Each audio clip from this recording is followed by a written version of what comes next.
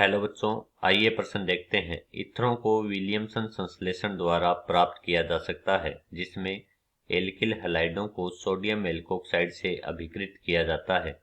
इस विधि से die tertiary butyl ether नहीं बनाई जा सकती। स्पष्ट कीजिए क्यों। मुख्य अवधारणा: एल्किल हैलाइड से ईथर बनाने की एक महत्वपूर्ण विधि होती है विलियमसन संश्लेषण।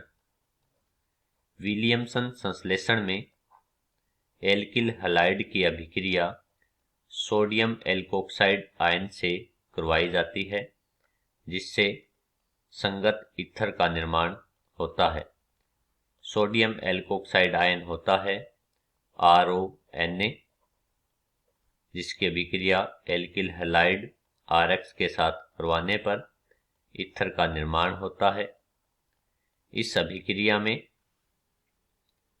एल्किल हैलाइड में हैलोजन परमाणु की अधिक विद्युत ऋणता के कारण हैलोजन आयन बाहर निकलता है, जिससे कार्बन आयन का निर्माण होता है और सोडियम एल्कोक्साइड में ऑक्सीजन परमाणु पर आंशिक ऋणावेश होता है। इस वजह से यह एक नाभिक स्नेही होता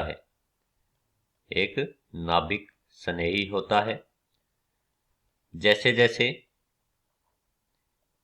एल्किल हैलाइड अलग होता है, वैसे ही नाभिक स्नेही के द्वारा कार्बन आयन पर आक्रमण किया जाता है, तो यह अभिक्रिया एक चरण में संपन्न होती है।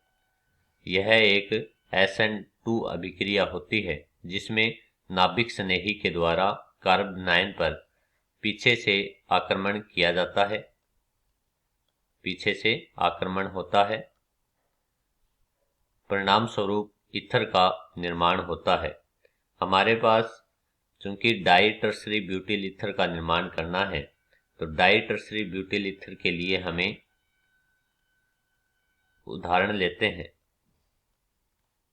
यह हमारे पास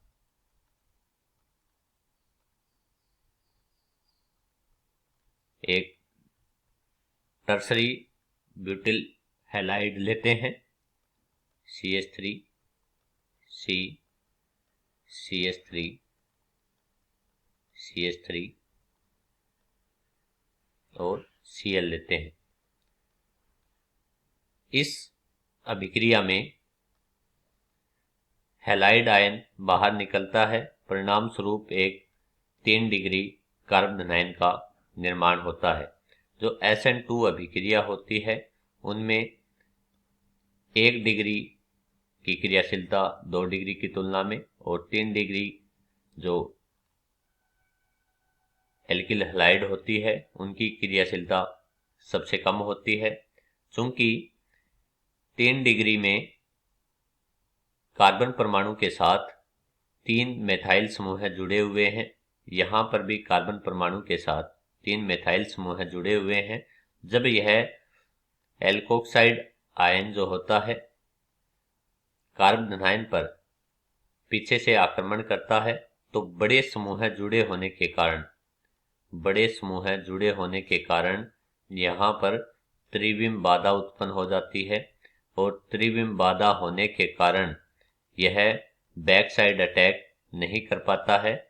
परिणाम स्वरूप जो 3 डिग्री एल्किल हैलाइड होते हैं, वो SN2 अभिक्रिया की तुलना में विलोपन अभिक्रिया प्रदर्शित करते हैं, जिससे ईथर की तुलना में एल्कीन का निर्माण हो जाता है।